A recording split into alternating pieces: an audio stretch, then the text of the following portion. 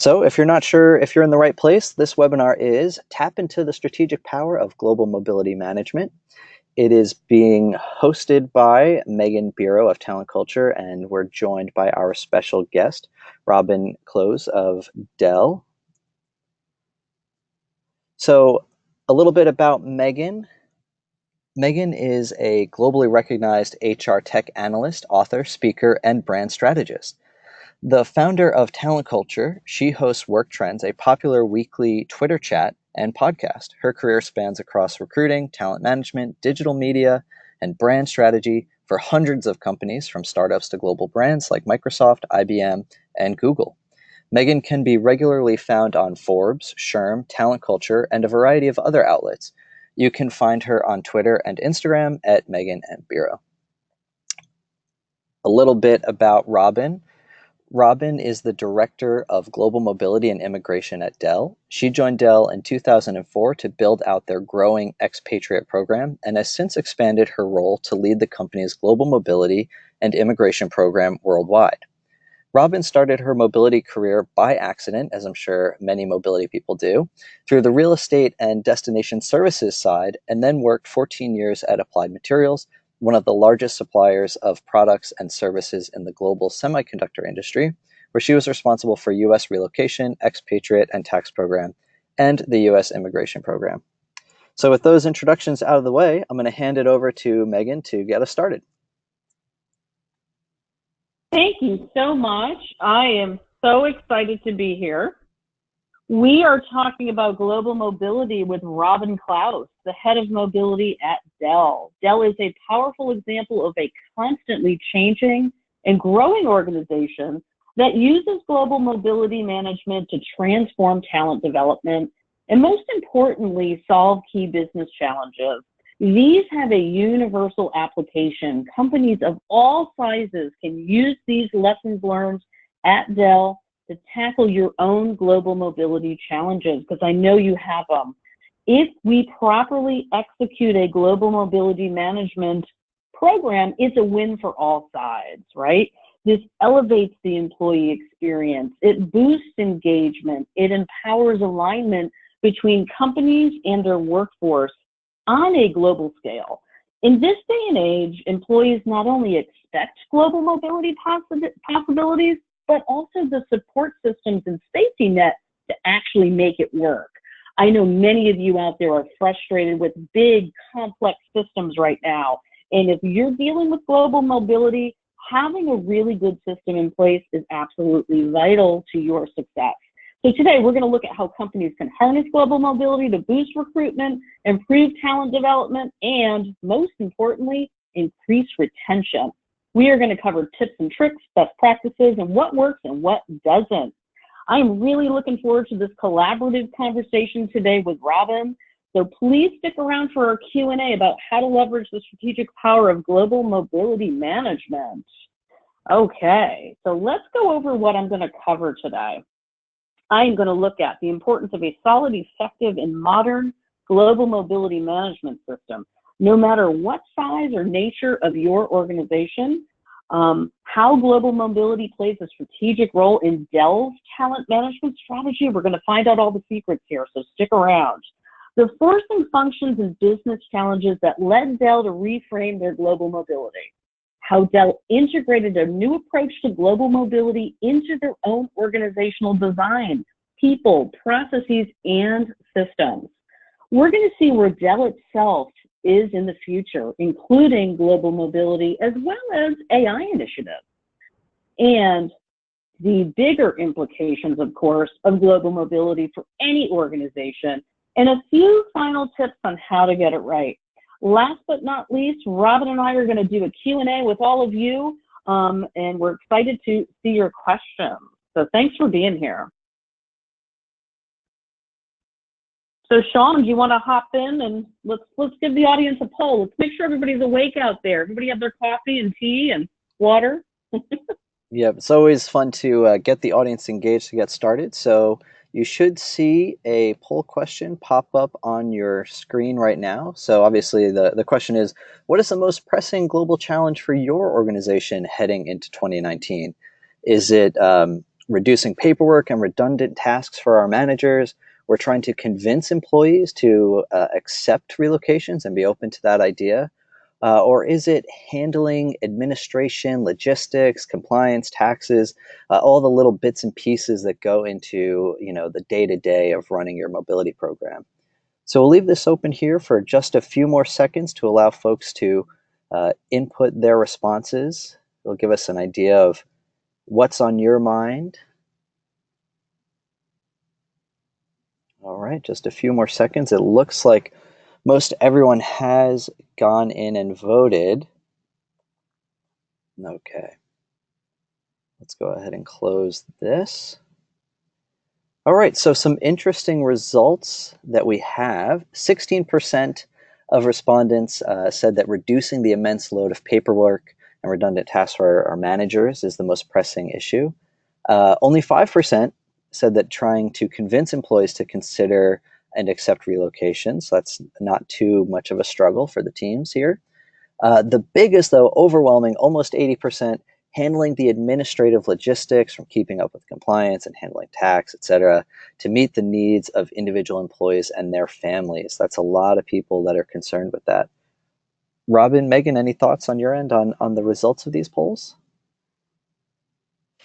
Nope, I would have thought that's exactly what would have come back. This is Robin. And I don't think in today's age you need to convince employees as much to relocate, but you certainly do have a lot of other administrative and paperwork issues to deal with. It gets more complex as laws change.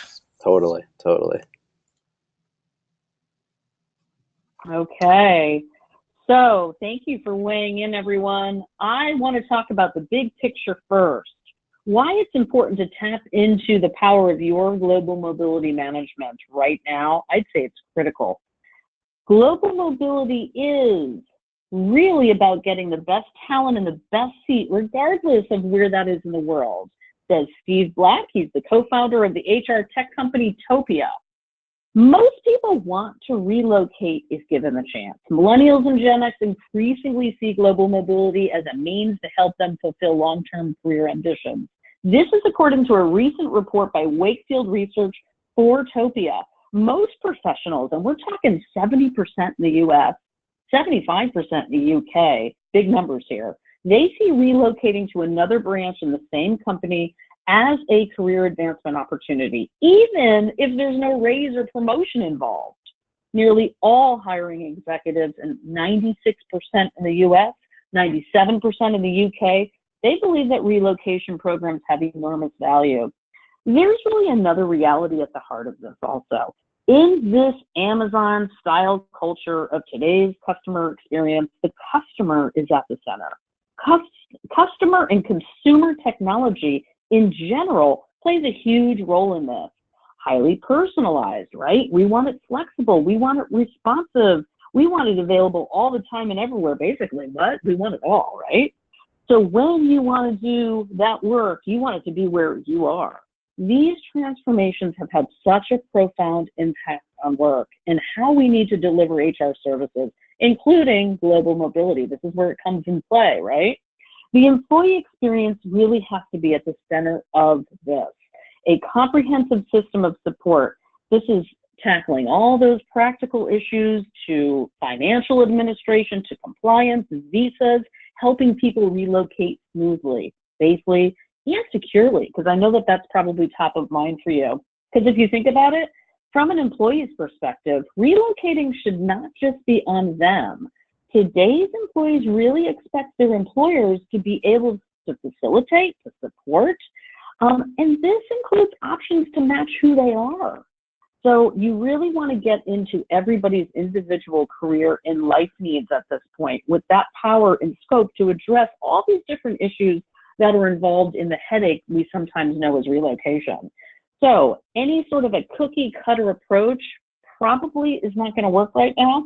But if you as an organization have some sort of a global mobility management program, you are probably farther ahead in terms of workforce planning and making sure your employees' career paths intersect and they're also aligned with your goals as an organization. This is really important. That's a huge win in today's talent market, without a doubt. So Kudos to all of you. Let's talk about the importance of connections. Many organizations face challenges regarding global mobility, especially today.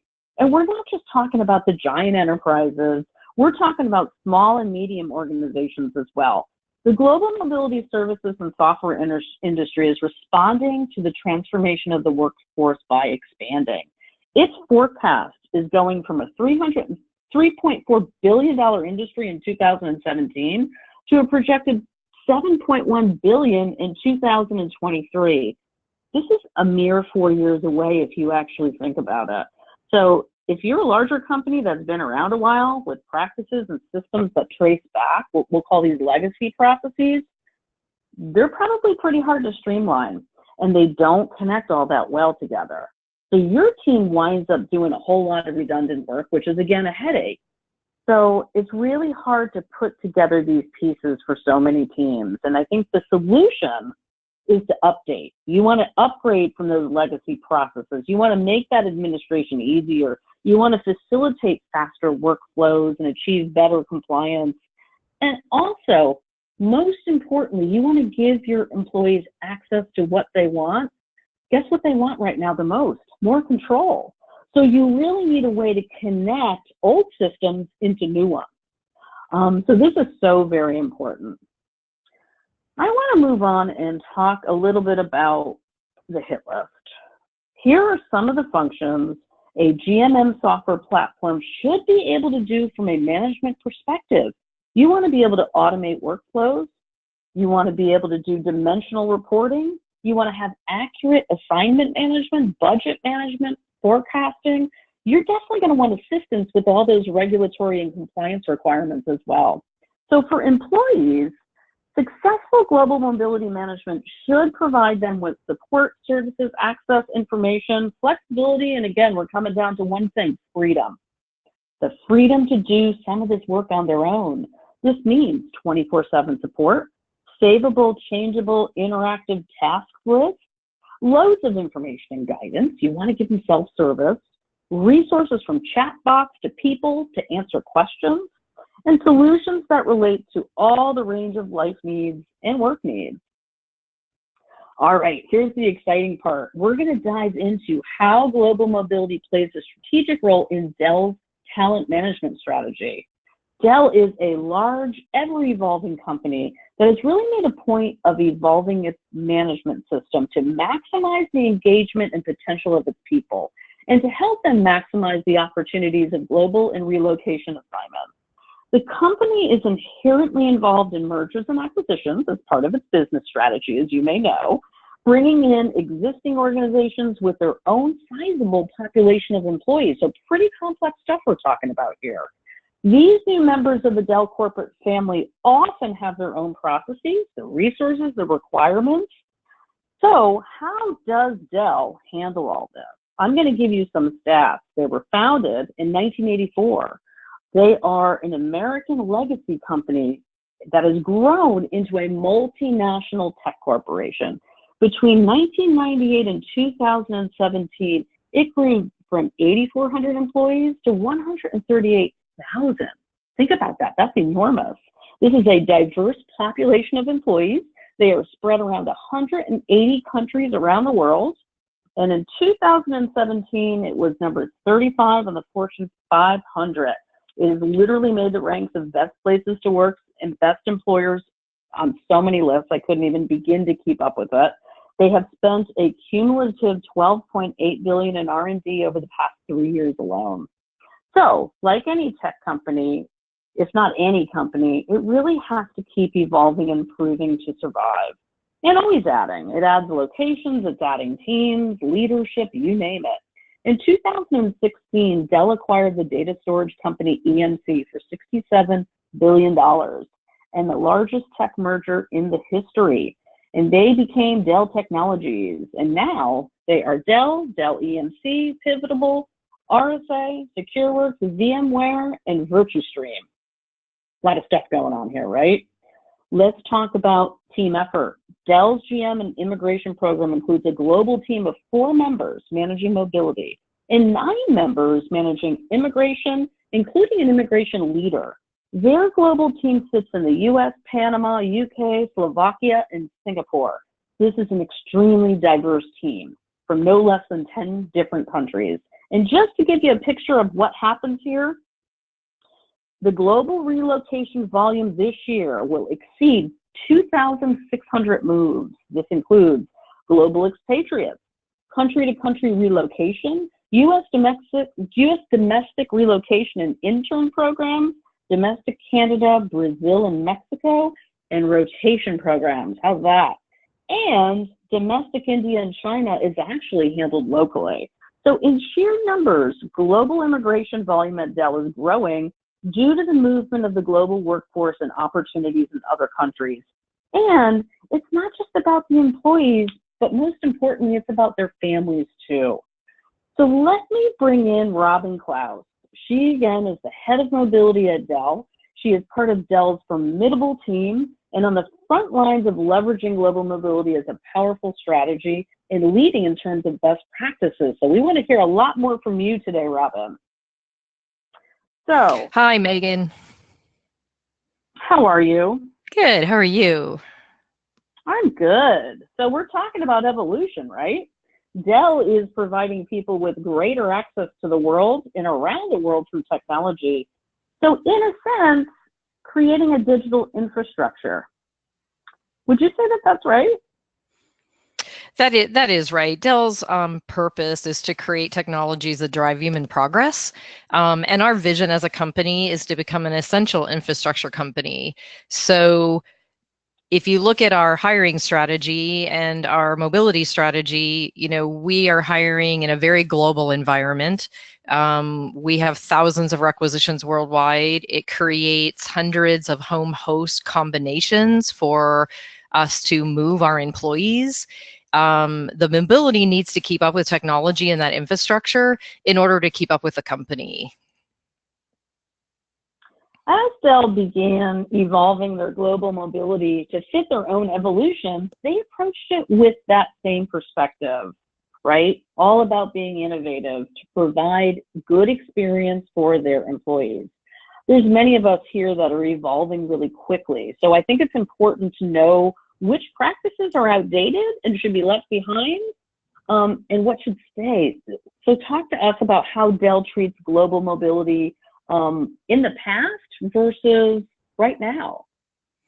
I think years ago, it was all about opening offices in new cities, countries, getting employees on the ground, moving, along as fast as you possibly could. There weren't a lot of tools, technologies behind it. There wasn't actually a lot of thought behind it.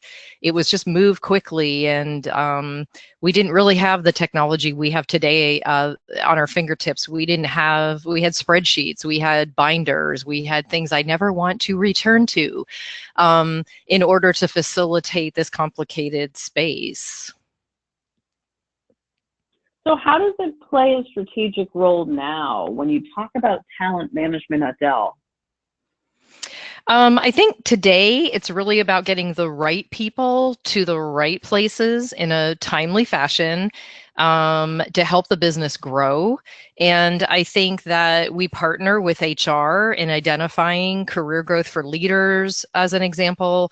We spend a lot more time evolving college rotation programs and intern programs. So it becomes more of a strategic partnership than just moving somebody to another country. That makes a whole lot of sense. And it's also possible now because we can, of course, be collaborating, working from any number of locations, right? And that's sort of frightening when you think about it, because we do have compliance that we still have to manage. But I think as we evolve on company growth and company needs, you have to build a lot of those programs around that. We have to build them to help all of our different business models.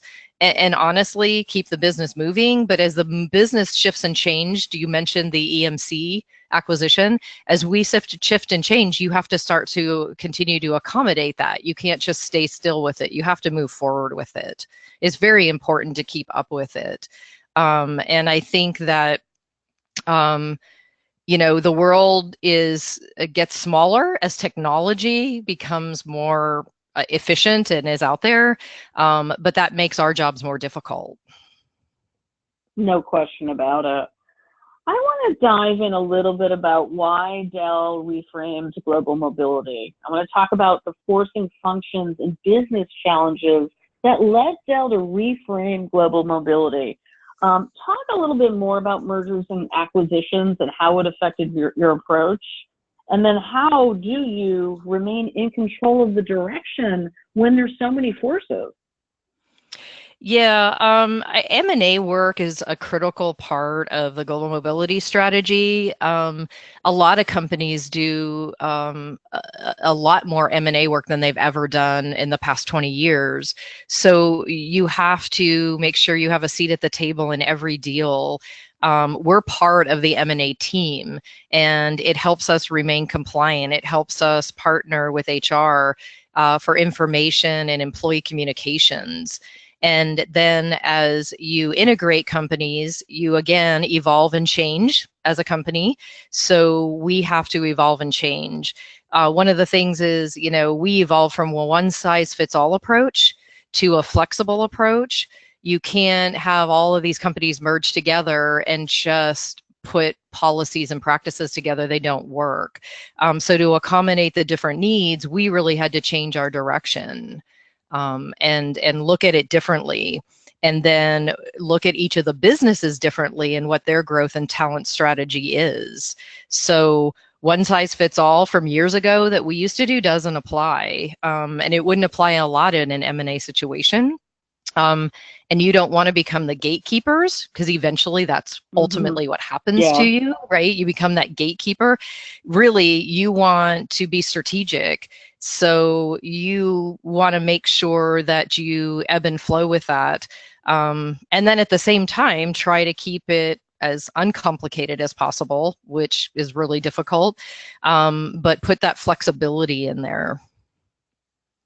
So it sounds like it was really a combination of flexibility in managing, and that then prompted you to want to offer more flexibility. How did you actually decide what to do from there? I think it became apparent with us that not only from M&A, but just from our changes in our company and our growth, that we had to have the flexibility as we worked with the business leaders.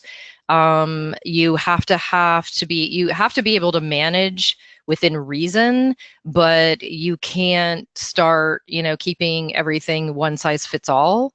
So we really started that conversation with our HR leadership first, and talked about moving into a more flexible core flex approach. The years ago, and this even before some M&A work, was the company wasn't really ready for it. You had to have leadership ready for it.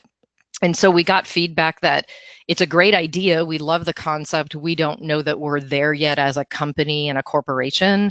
So we, went back about a year later and really approached the subject again. The business had changed within that 12-month period alone. And it was much more of a robust conversation with leadership at that point, and to sell it to business leaders as well, because we could really help them run their businesses.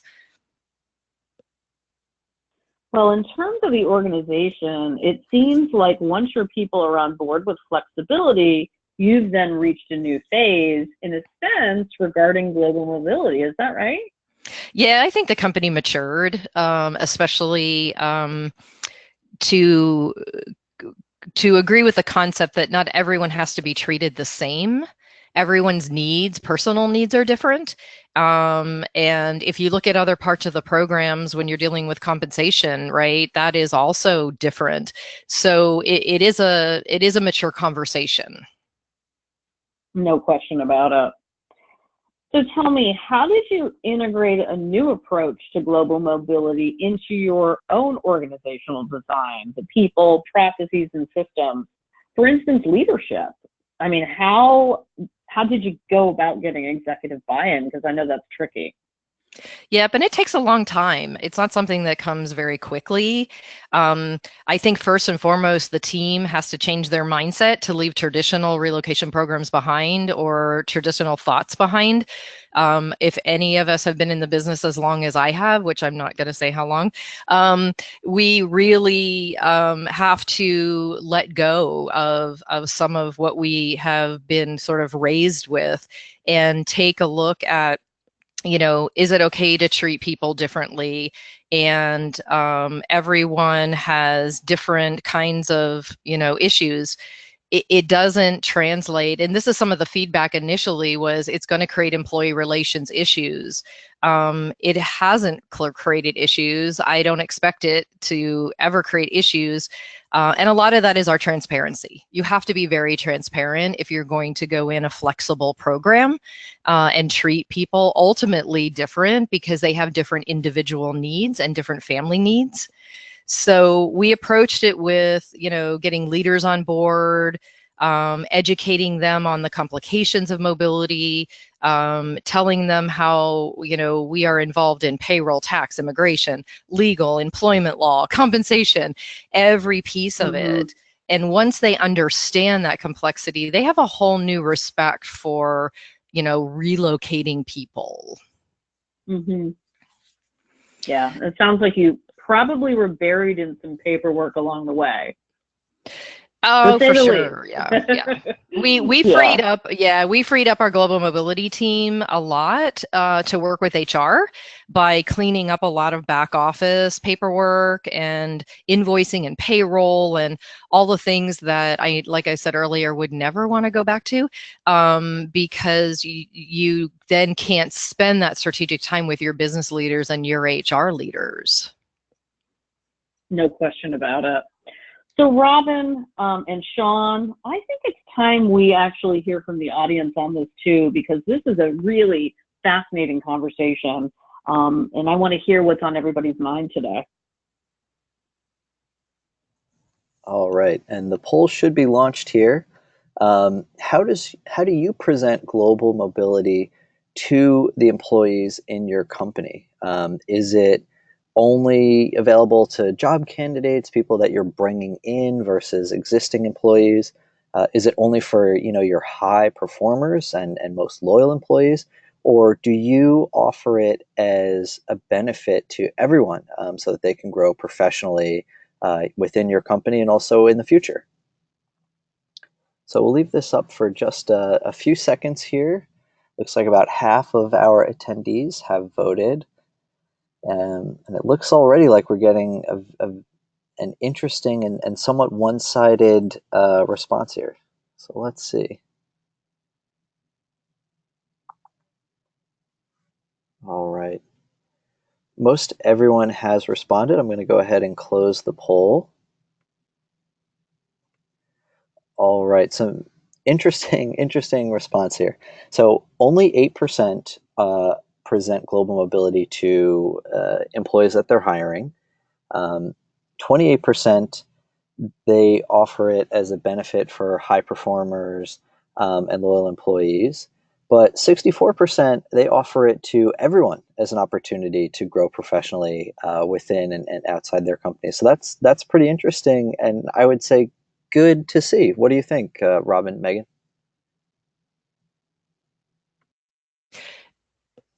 I think the majority of companies offer it to everyone. Now, there's different, global mobility definitions, right? You're going to want to relocate someone versus an assignment might be different employees in your organization, like high performers. So it really depends on what bucket you put it in. Yeah, absolutely. Well, thanks for weighing in, everybody. I want to get back to our conversation with Robin for a moment. And Robin, what I'm getting from our discussion is that Dell is committed to bringing all of its talent under one umbrella. and unifying all of these locations under one common business culture, which is not easy. And you're also not using a one-size-fits-all approach as part of this. So to me, it really speaks to supporting a great employee experience. Talk to us about that. I think it's really hard to manage every little thing about an employee, right? We're all different and we all have different needs. We like to call it managed flexibility. You've got to remain compliant. You've got to be able to manage it. But at the same time, you have employees with very different needs and very different situations. So we have employees who don't want everything, and but who find maybe some benefits helpful. We have employees that may need full support. And in taking a look at that, you change your approach from that one size fits all, because we really don't want to say you don't have a choice. That's the package. You got to stick to it. You don't want household goods. Well, that's just part of it. You're going to get the shipment. We would rather take a look at a flexible approach to the needs of the employee, and let's give them more choices to make more decisions.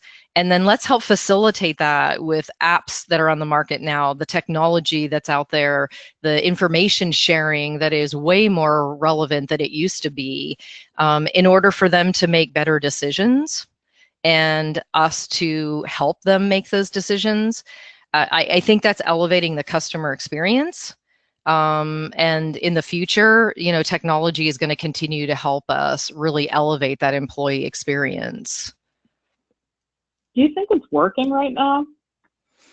I think it is. I think we have a long way to go. I think that the more moves you have, the more busier it becomes. The volume becomes, quite cumbersome. But we don't have a lot of employees complained. We work really well with the employee base. I think that any company, including us, could do a better job at that value add and customer experience during a relocation. So employees may not even know what they're really missing yet. And I think we're going to really focus on that technology trend to move that forward and really start to look at employee experience. And technology is going to help us do that more than ever from the past. Especially if we actually decide to embrace it. That's the secret, right? Yep. And that leads me, Robin, into my next question. Since this webinar is also marking almost, it's the new year, right? We're in 2019 now, and so many of us are strategizing for what's ahead this year. Where do you see Dell in the future in terms of global mobility? Priorities are key. Technology is our key priority going forward, and so is employee experience. I think the poll earlier said, a lot of the paperwork challenges and streamlining for HR, that is all something we are continuing to do due diligence on. We want to make it easier, simple, quicker. We want to give employees better choice or help them manage their relocations better. And so I think that we have to make technology as a key priority. We recently, talked to HR business partners as well to see what the future state of the business is going to look like, what their people needs are going to be going forward. We went back 2 years and asked relocated employees what they feel most matters to them when they relocated, because they're not going to say household goods shipments, right? They're going to say something personal. Yeah. And we were really looking for that value add, so we could change and evolve our policies and programs going forward. So that's really going to be our key for the next couple of years. That makes a lot of sense. So for everybody out there that's listening, do you think your approach would work with any company? Because it seems like you have to be a company that allows its managers and employees to make decisions and choices and trust that process. I think everybody has to look at their own company. I have peers in the industry that have very paternalistic companies. That's the company culture. And the more hand-holding approach may be more appropriate for that company. So you have to build your programs and processes around it. Doesn't mean you can't use technology, doesn't mean you can't streamline. It's just that you approach it from a different perspective. I think it works for our environment because we're high tech. Our employees expect technology. We move really fast and furious. You never know when there's another M&A going Right. on at this, right? We find out same time everybody else does. And it's a different set of expectations. So it always, you can benchmark and you can work with other peers, but then you really have to match it up with your company and what your leadership and your company is expecting too. So in terms of advice for organizations on making that shift to global mobility management, are there any key takeaways for leaders and HR leaders, such as how to get HR leaders and senior managers on board? I think that after you've created a real solid foundation of vendors, of processes, of reporting, you start to build relationships with those leaders and HR leaders, and they start to trust more and more what you're doing and how you're doing it. And it's much easier at that stage to start to introduce change and start conversations about trying to move forward. We work by educating them and talking a lot to the HR leaders about their businesses that they work in. And we pull them in as part of the journey and say, okay, what are your needs going to be? And then it makes a big difference how you roll out that a new approach. If you have everyone sort of buying in up front, data is really important. We educate with a lot of data. We solicit feedback. We just don't give feedback. We make sure that we, solicit their opinions, and then you have to have full support to make that change before you ever start. I think it's also really critical that you have a champion for mobility that's in a leadership position. You have to influence. Our jobs are highly to influence the business, and you really need that champion to help you do that. You shouldn't really go into that on your own.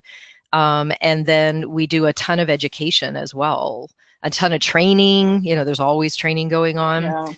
Yeah. So it may be baby steps. It may be all at once. It may be an evolution. It just depends on the pace you're working at and what you're able to accomplish. We always want more yesterday. Yeah, I was just going to say, Robin, because you know what? We're dealing with humans, not machines, right? Yes, we are. Yes, we are. And the business moves so fast. So yeah, we're very impatient. And change. Yes. Yeah, no question about it. And it's all ongoing. You never stop. I mean, that's one of the things I'm learning from this conversation today is Dell has not stopped. You continue to innovate. You continue to work with change management because that's your reality. And I think that's the reality for many organizations right now. So I want to give everybody a recap, and I want to give you 5 tips if you want to evolve your global mobility program to meet the evolutions in the world of work and also within your own company, because as we mentioned, there's no one size fits all. You definitely want to try to get your people on board. Great data is key. Data really, and having more of it is better. As you're crafting that evolution, consider offering some combination of basic core services that work across the board, and then maybe some more tailored ones that match those expectations and needs of everybody in your workforce. I think you want to make sure you have a sufficient team in place that tackles those challenges of global mobility, or that you have a partner or a well-qualified outsourced provider. I think you want to solicit people in your program, in your organization, to be champions. As Robin said, it's so important. And most importantly, don't stop evolving. I really love that Robin said change management is ongoing. You never stop. And I couldn't agree more. So in conclusion, I think it's clear that Dell has been working to evolve its global mobile strategy as the organization evolves. They view global mobility as far more than just a means to relocate people. I think given the range of locations and the sheer number of employees, it's really becoming part of their culture, which is exciting. And there's opportunities to learn, to innovate, to work with new teams on new projects, growing one's career, and certainly making that big contribution to the company. I think by providing both this core essential function and that flexibility, Dell has really leveraged global mobility into a powerful tool for developing talent and a stepping stone for employees. People know that if you are facing a reassignment, you're going to be supported by your employer. That's key. And I think if global mobility opportunities are out there, you're going to want to have a chance to be part of that. And I think part of their success at Dell is also knowing you can't take this one-size-fits-all approach. That's true across the board and across the world right now. Another part is knowing when it pays to bring in an outside service provider. In this, I think Dell made the right move. They are a giant corporation, as you know, that's been in this sort of trench for a while. And they knew that with all of these processes that were moving, this was a huge nut to crack. So really important messages here, and I love this story. I know Dell positions itself as a key selling point when they talk to talent, and also when they retain talent. They're global, and they have global opportunities all over the world. So I think it's critical to get it right. And so thank you so much for being here. I know that we want to give you some time to ask us questions, so please stick around. Robin and I are going to be answering your questions about tapping into the strategic power of global mobility management. All right. Well, it looks like a number of questions have already come in. I don't know if we'll be able to get to all of these. I mean, there are tons of questions that have come in, and I know that we're limited on time. So if we don't get to your question, don't worry. I will pass it along to Robin, and she will do her best, given her busy schedule, to follow up with you. But let's take a couple here, and hopefully, we'll pick some that are broad and might answer other people's questions. So, Robin, when you were planning this transformation, did you talk to other people in the industry to see what they were doing? Or was it more an internal process? How did you go about it? And what can you say for other people that are thinking about making transitions themselves? Oh, yeah, we talk to other people, other companies, other providers that are able to do benchmarking for you, that have consulting arms that really can find out what is new on the market and, what is up and coming, what's a trend. And we're actually going through that next evolution. And that's one reason we talked to our business partners. We talked to talent acquisition. We did our employee survey, and now we're benchmarking with other companies to find out if what innovations they're working on. So absolutely use your peers. I belong to a couple committees where we share information all the time. But as technology evolves, it's really something that is a strategy. So we're kind of building that 3 to 5 year strategy out, and we're in the midst of really working in the industry to look and gather information, because you don't want to make change without knowing what's out there and how to sort of evolve. So I think it's really important. It's internal and external. Great. Robin, another question for you. How do you let employees know about mobility opportunities? Are they presented with the different opportunities at Dell? How do you guys go about doing that? I think that, employees, we have job postings, job biddings. Employees can job bid on roles all over the world. and a lot of it is compliance. So of course, you have to be able to relocate them to another country. But employees have opportunities to move around as they so see fit. Maybe they have a career opportunity for a new job and they want to go and bid on that job. And then you have your assignments for rotations, for strategic positions, for leadership positions. So there's all different ways to really take a look at that and have employees be able to vet some of that out. And then we also internally have Connected Workplace, which is, work from home or work from where you live instead of having to relocate to an office. So that's another alternative for people that, may have family needs that they want to stay in a location and don't want to relocate. So we have a little bit of all of it going on. Awesome. Another, I guess, follow up to this that maybe is a toss up for Meghan and Robin. Do you think that there's a misassumption about global mobility among employees, particularly junior employees? It's Megan here. I mean, I'd say so. I think there does tend to be a bit of a gap between employee and employer perceptions on global mobility, although I have to say yes with a caveat. I think it may not be the fault of employees. I don't think it's a feeling of being entitled. It seems more about a sense that we have the technology to work anywhere. So why can't we? And on the other hand, there's also compliance issues, there's immigration issues, there's tax payroll issues. So global mobility, from my perspective, isn't always about giving the most flexibility, which is what some employees may misunderstand. I think it's really more about relocation done right by the book, so there aren't all these risks in terms of cost and resources. So the world is not I'm flat. weighing in on that one. Yeah. That's right. Everybody thinks the world's flat in today's technology world, and unfortunately, it's not. No question about it. Great. I think that's important feedback to keep in mind. Another question is, how do you suggest tackling immigration laws and tax laws? We're finding that no matter how powerful a technology solution might be, we have to constantly deal with far slower processes on the government side.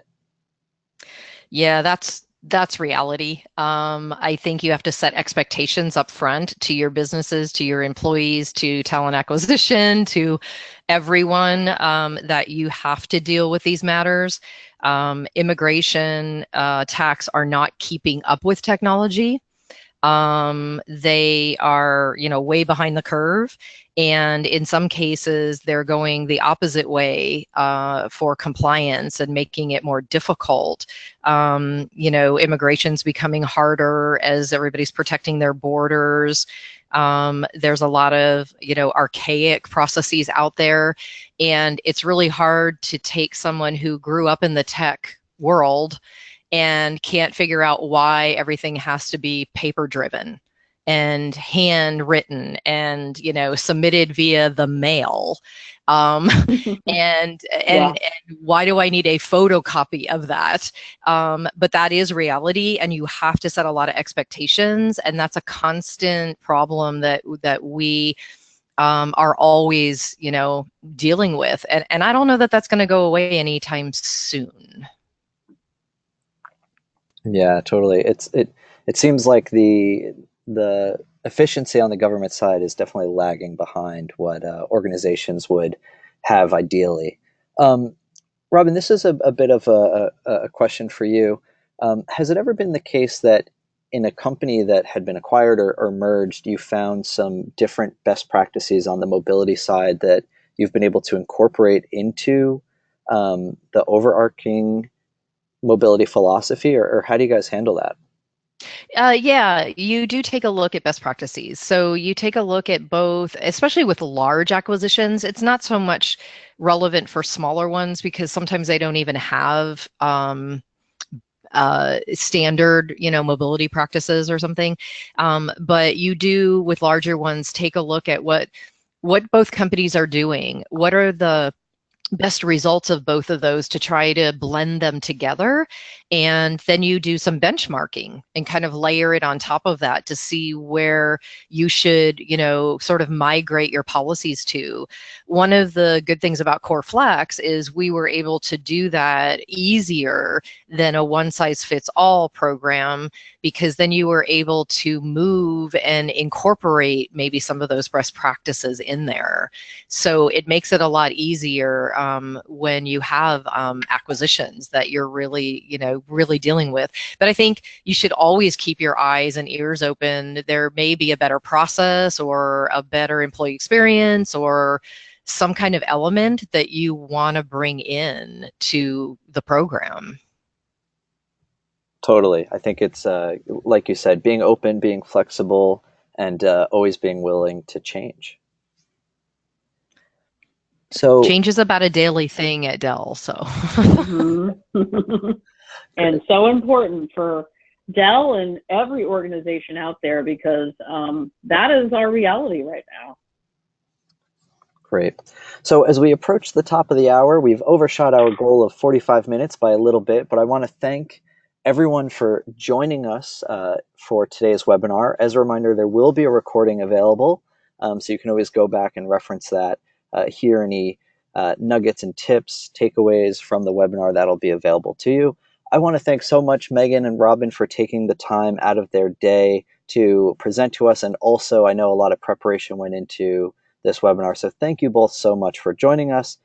Be on the lookout for the next Topia webinar. You can find more at topia.com/events, and we look forward to seeing you soon. thank you, Sean. Thank you.